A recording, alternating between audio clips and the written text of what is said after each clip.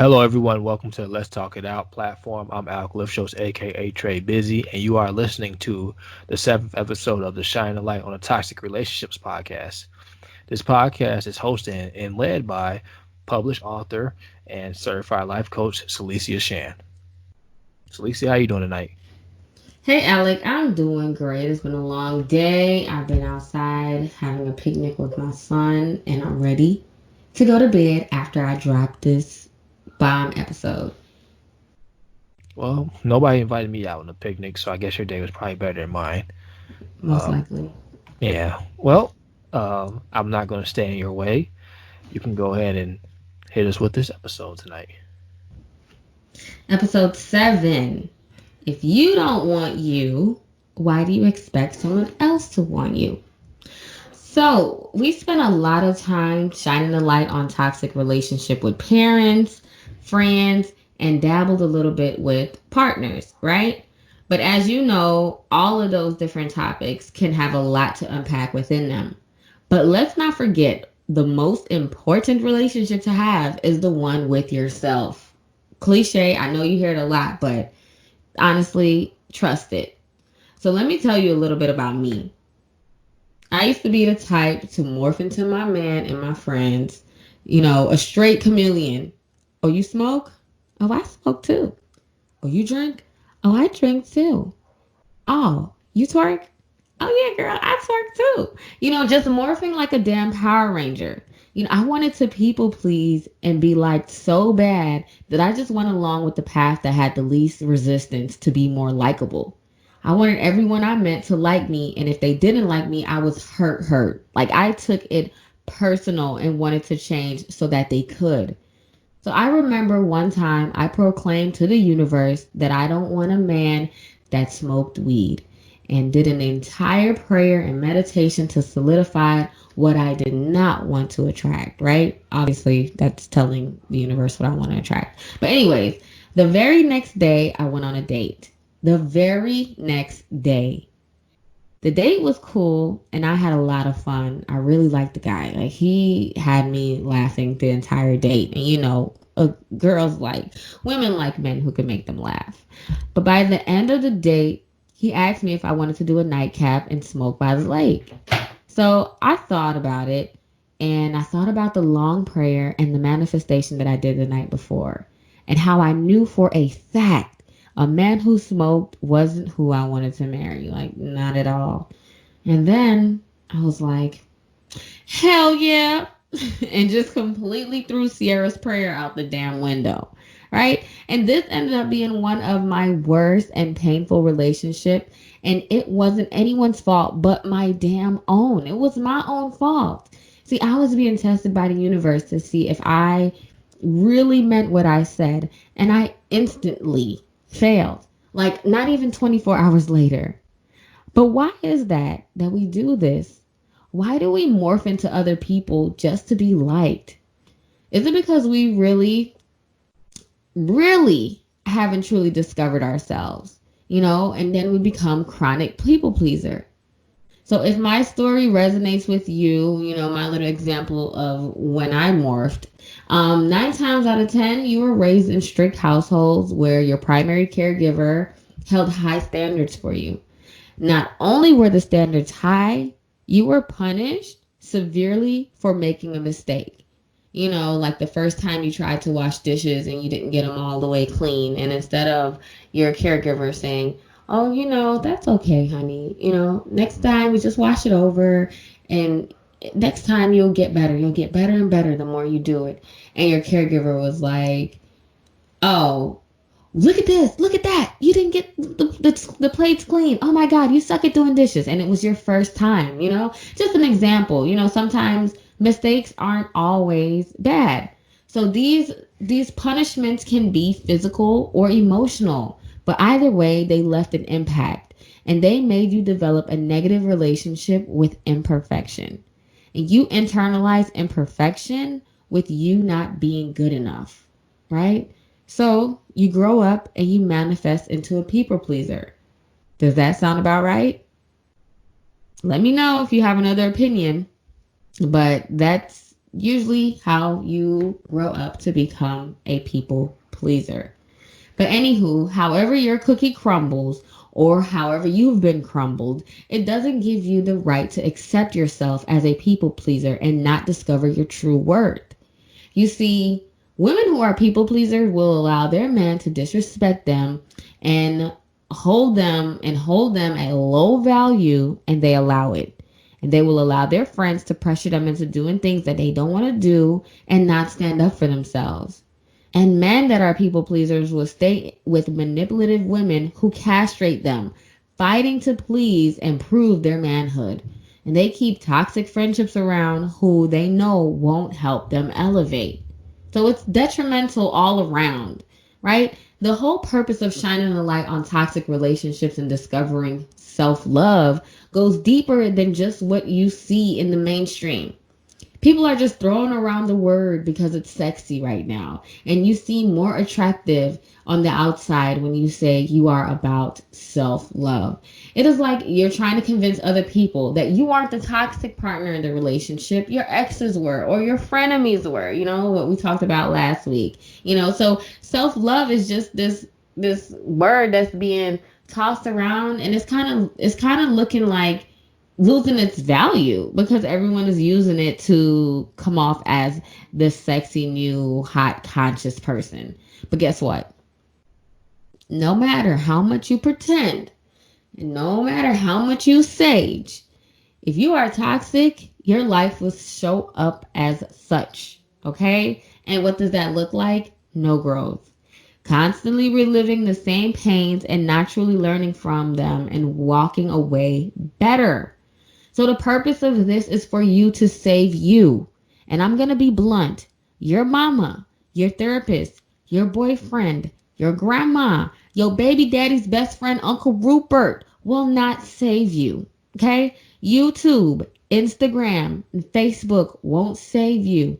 The church, the synagogue, the kingdom hall, or mosque won't save you.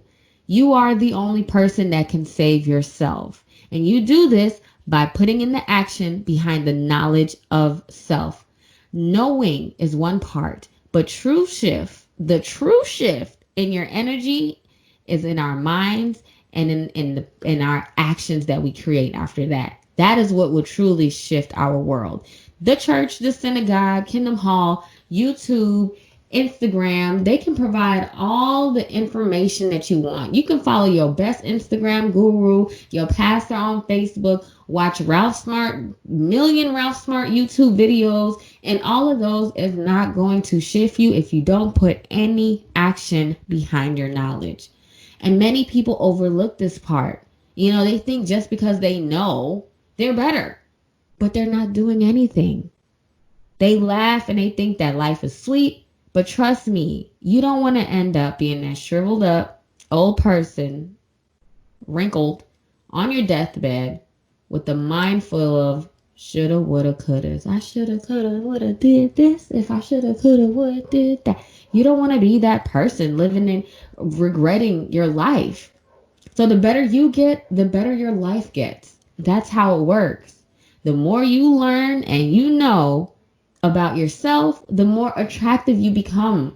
The people who are right for you will find you. Your tribe, your vibe will attract your true tribe because you're not for everyone. And that's how we were designed. We were designed to be unique. Unique things don't fall under every single category. That's why it's unique. So one thing I see all the time, especially right now, is people losing themselves in relationships. And I'm going to be real and blunt with you one more time. You lose yourself when you've been living inauthentic for so long that your spirit can no longer take it. I'm going to say it again for the listeners, the lurkers, and the people in the back. You lose yourself when you've been living inauthentic for so long that your spirit can no longer take it. Okay? The discomfort you are feeling is your spirit saying, hey, how you're moving is making me not be a match to your physical body. Stop it. Come back to me. Stop it. Come back to me.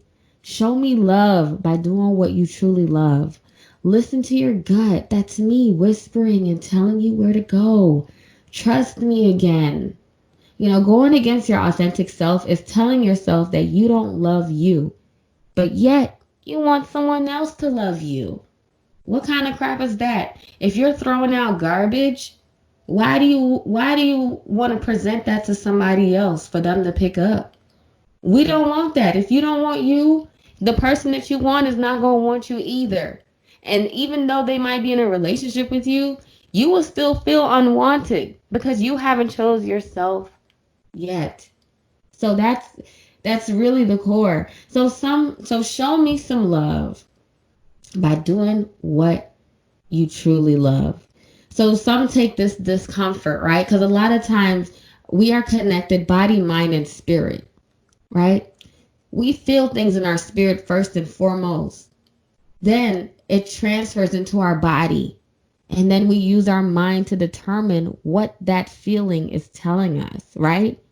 But our mind doesn't always get it right. So some take that discomfort that we feel in our spirit and in our bodies, and we just call it burnout. Or we just say we're depressed or sad. And that they never listen to themselves and their inner knowing. And so, boom, here comes the disease or the ailment, the illness. And we run to fix it and find cures outside of ourselves, not realizing that the ultimate cure is self-love. So there's no shame. There's no judgment. If this has been you, this is not what this is about. This is not what this podcast is about. This is not what this series is about. I have been there and I am still working on self-love because it is a lifestyle, not a destination. But here are 4 ways that I use to save my damn self that you can use to save your damn self and be back connected. So the first way is to give yourself your love language. So take the love language quiz if you don't know your love language and start giving yourself just that. For me, I love physical touch and words of affirmation. So I massage my feet every night before bed. And before the Rona, I used to get professional massages twice a month to make myself feel loved. I also created affirmations for myself and spoke positively over myself. The second thing that you can do is think about what you loved to do when you were a child before being an adult made you stop. Sometimes we kill our childlike selves because we think we can no longer have those traits because we're older. If you love to dance as a child, still dance today. If you love to paint or you love arts and craft projects, find ways to incorporate the arts into your life. The third thing that you can do is read and research. My self-love journey was sparked by research, just wanting to know my history. And I went binging on the history behind my people. And, they say knowledge is truly power. And I realized that many of you do not read. Y'all don't read. And that's where most of the information about life is, right? When people pour their minds out and put it into paper, and for you to read and to expand yourself, oh my God, it's such a beautiful thing. But reading wasn't my favorite either. I didn't read my first book until I was 25 years old, right? I'm 5 years past that now. And I've read so many books in my lifetime. And I went through college school, all of that, scholar, A student, all of that. And I did not pick up a book on my own to read until I was 25 years old. And I felt like I truly was missing out. But I read one book, The Alchemist. It was a chapter book. It had pictures. The words were big and clear. And the storyline was inspirational. So it opened up my mind to reading. So find one book that will spark you. One that isn't too long and is something that you may find interested. If you're stuck, looking for the perfect book. Here's a tip. Go on Amazon, go to the search box and type in CELICIA space SHAND. Hit enter and you will find a book called At the End of the Day, It's Me. Overcoming the Addiction to Toxic Relationships. It is an easy read and you won't regret it. Yes, I'm plugging. But the fourth tip is meditate. The best way for me to describe meditation is like this. Imagine you being split into two parts, right? You have the physical and you have the spiritual. Meditation is like the physical you saying, hey, you're interesting, you're enough, and you're worthy. You're so worthy that I want to give you the ultimate form of love. That's complete presence and attention. What better way to show someone you love and care about them than to be with them without distraction, right? Many of us run from ourselves, but all by always being distracted. Start off small and work your way up. Maybe you can meditate for 5 minutes. 5 minutes is too long. Four, three, two, one, whatever it takes. And then build yourself up. Then 10 minutes, then 15. They say if you give yourself 15 minutes of meditate, 10 minutes of meditation a day, you will shift yourself. Since I've been meditating, my eyesight has increased, my patience has increased. I'm sure my health has increased because I feel more energized. Meditation opens up the doors to your soul. You can tap into that. And the fifth and final way is to act on your intuition. When you start those intuitive hits, when you start getting those intuitive hits, act on them. Those feelings, that gut feeling that you get, like, no, girl, you shouldn't do that. Or, hey, call this girl, reach out to your friend. Or, maybe you should stay in tonight. Act on them. Shout out to my homegirl, Shamel. She listens to this podcast faithfully. Her name is Mrs. Divine Awakening. Look out for her Instagram page. It is coming soon. She drops some real gems, but she calls this chasing her higher self. So whenever she feels her intuition arising and telling her stuff, she goes into it. She leans into it and follows it. And ultimately, it's like she finds herself chasing her higher self, which is bringing her closer to her intuition, bringing her closer to self-love, and ultimately expanding her. We all can do it. So remember, this is a lifestyle, not a destination. There is no reward that's better than gaining full connectivity with yourself. And as you incorporate these steps and these steps into your life, and your level of self-love will increase, you will open up your life to abundant possibilities. So if you haven't already done so, and like I said before, my book is on Amazon. At the end of the day, it's me, Overcoming the Addiction to Toxic Relationships. And follow me on IG at continued_expansion. And if you like a one-on-one coaching session, I'm doing a COVID deal of 30 for 30. That's 30 minutes for $30. If you have any questions, send them in. Feel free to send them in. Email me at info@continuedexpansion.com. But that's all I have for you today. And I'll see you guys in the next one. Peace.